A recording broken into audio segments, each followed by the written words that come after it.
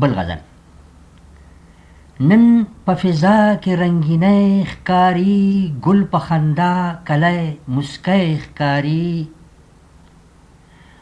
ستا د سرو سترګو په نشو مې قسم، ستا د سرو سترګو په نشو مې قسم، پکې سرور پکې مستی ښکاري.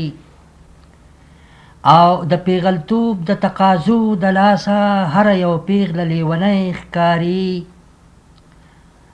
د ستړي زړه د ستومانو د لاسه، د ستړي زړه د ستومانو د لاسه هر یو ساه مې یو سلګی ښکاري.